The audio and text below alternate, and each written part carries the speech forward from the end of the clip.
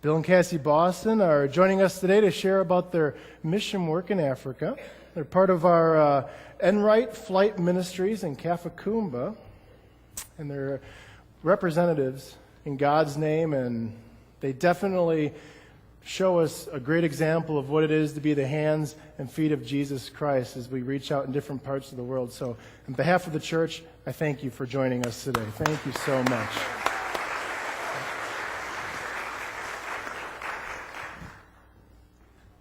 Good morning. So I'm Cassie and Bill, and like he said, we're here. We've been living for the last 2 years in Zambia, Africa, working with the Kafakumba Training Center. This is an overview, overhead picture of the training center, the physical location. The Kafakumba is a ministry of the United Methodist Church. It has two main goals. The first area of emphasis we call equipping the people. This is really the, quote, spiritual side of things. So in this area, we have a pastor's school every year. We have women's seminars every year. We also do things with other women's things and children's programs and other conferences that come in and use the facility. But we also have an economic development side, and we have some businesses that we're working on there at Kafakumba. This provides a couple of things. It provides jobs for some of the local people, but the overall vision is that the economic development, besides providing jobs, will also help to support the center to keep things running, so that eventually the idea is that the whole place would be self-sustaining. So I just want to tell you a little bit about what we do personally. We're very involved with things that go on in the center as far as maintenance, new project funds. We oversee most of the finances that come in through the center. In addition to that, Bill has taken over managing the wood shop there, which is one of the economic development projects. I spend a lot of my time working with the women. I also spend a lot of time working on our home. That was my main goal when we first moved there, was to make sure that we had a home. We went with 2 boys, and then last year we had 1 boy, and this year we're going back just the 2 of us. And you saw on the very first slide there were 3 of us because Keith was there with us this last year, but we've dropped him off at Taylor University. And so this is the first time that Bill and I have lived alone since 1983. So we have some adjustments to make as well. So just a few highlights that I would share with you from the last year at Kafakumba. Since Bill took over managing the wood shop in October, they've made progress toward making it profitable. The businesses are all new, and as you know, if you have anything to do with businesses, you always have startup costs, you always have things that go wrong that you're not expecting. Our businesses are not what we would like them to be in the future, but we're working that way. Another one of the businesses is the honey project. In May, Kafakumba harvested 15 tons of honey. Another project that affects us very directly is we have a new borehole, or what you would call a well. And we are really, really hoping that this will make a big difference, and that when we have conferences and extra people living at the center, that we will not run out of water. A project that was just kind of thrown out there, well, not even thought of as a project in the first place. When Bill made a video when we first got there of what Kafakumba might look like someday, he had a fountain in the picture. And everybody went, oh, yeah, we got to have a fountain. So Bill was thinking just an ordinary fountain, and the construction workers said, hey, why don't we make a cross and a flame to represent the Methodist Church? This is a Methodist center. And Bill said, sure, go ahead, you design it, it's your project. And so that's what they did, and that was real significant because they took the initiative, they designed this, and they're really, really proud of what they did. And then we've had some other groups come in and help us. One, you see some people painting it, and then another group helped finish some of the plumbing. But it has become a real centerpiece. Everybody who comes wants to go get their picture taken by the fountain. I told you that I work with a women's group. Shortly before we left, we had a baking session, which Zambian women don't typically bake, but the women had enough funds to buy a stove, and they had their first baking lesson. And then someone else had taught one of the ladies how to make these patchwork squares, and she shared it with the others. And so I was trying to help them figure out how to put it together. It's at least all pinned together. We need to actually finish it when I get back. But the ladies, they'd made these squares, but they really didn't have any idea what it would look like to put it together until we got this far. And then they all stood around the table and admired it, and they could pick out which blocks that they had made and things. They were very, very pleased. And another thing, we have a small praise team and choir, and so we meet with these Zambian youth in our home, and we actually were able with our choir to take them on a road trip and sing for another church, which was really exciting for them. So in some of these things, you see we are not only working there, but we're also building relationships. And I think that's very, very key in people seeing Christ in us, is that we're open, they get to know us, and that's where they're actually going to see it and be able to trust us and be able to believe what we have to tell them. So just a couple more things on the relational side. This wasn't me, but Bill and our son Keith had the opportunity to hunt snakes with some of the Zambians. So this is on an anthill about 30 feet from our house. The gray thing you see weaved around the top of the tree is a black mamba snake. Black mambas can be deadly. In fact, if you're bitten by a black mamba, you have at most 20 minutes to live if you do not get medical attention immediately. So this snake's in the tree, and Bill's walking with some of the Zambians, and Keith's out there, and the Zambians say, well, let's pick up some rocks so we can throw it at the snake. And one of the Zambians has a slingshot, they call it a catapult, and he's trying to hit this and hits it a couple times. The snake gets upset and jumps out of the tree, and all the Zambians run away. And Bill and Keith are left there holding their rocks. Anyway, the snake ran off into the grass. They're very, very fast, and they didn't see it again right then, but that was a very interesting experience for them. One of the things that Bill does in the wood shop is he holds weekly meetings with his supervisors, and with them he's trying to share some of the financial things of the business, trying to explain to them that yes, we have money coming in, but we also have all this money going out. So even though you see this money coming in, we're not as prosperous as it looks like. That's something that's a very difficult concept for them.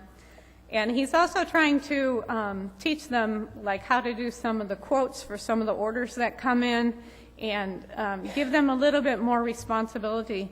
And they're really, really appreciating this, because they say that none of the managers in the past have taken that kind of time with them. In fact, he meets with them in his office, and some of them told him that they had never been in that office before. So that's another instance of trying to build relationships with the people. During the annual women's seminar this past year, when we had some discussion groups as part of the seminar, the leaders asked us to break into groups according to where we were from. And some of the leaders were from the United States, but I was told that I was not from the United States. I was from Kafakumba, which really made me feel good. And those are the things that make me feel like we are really making progress in our relationships with the people to help us to be able to share God's love. Thanks.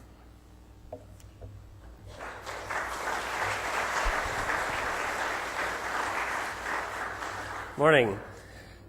So Cassie has shared with you a few of the things that have been happening there at Kafakumba that we see we're making progress. And it's really neat because God's kingdom is expanding there at Kafakumba. But I want you to understand, too, that there's a lot of challenges. When you go to a place like this, we can't expect immediate results, and we can't expect everything to go as smoothly as it might go in other countries. So I'm going to share with you some of the issues that we've been facing there. Whenever God's kingdom is being expanded and positive things start to happen, what else happens?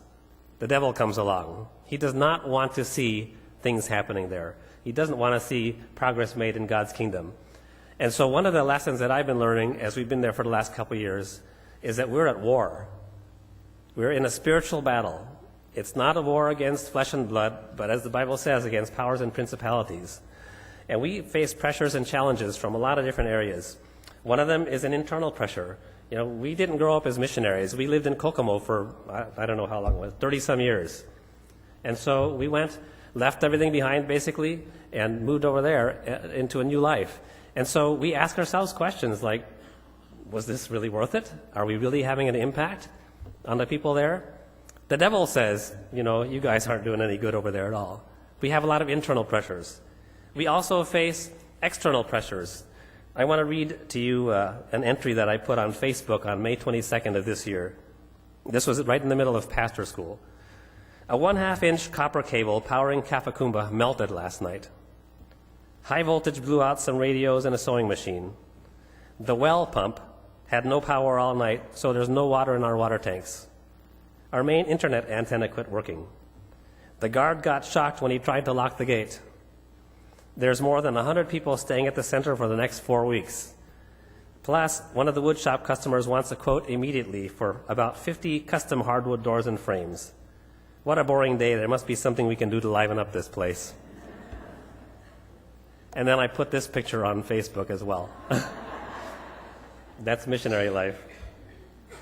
But we're at war. I mean, those are some things there that are just, pressures from inside and outside, but also we're living in a different culture. People believe a lot of different things. One of the major things that impacts us is that people believe in witchcraft there. And so just a few months ago, in a village that's only a couple miles from our house, there was a situation where a young kid, 10 years old or so, was starting to exhibit some funny symptoms like epilepsy or something like that. Well, the initial response is, somebody must have put a curse on this kid. It's witchcraft. So the parents went to the local witch doctor and tried to figure out who is it that put this curse on our son. Well, the answer was the grandparents did it. And so the parents went to the grandparents and said, did you do this? And the grandparents said, yes, we did. We put this curse on the kid. Well, why did you put this curse on this kid? Well, because you're a bad parent, you're a stupid son, you're not raising this kid properly, so we put the curse on him.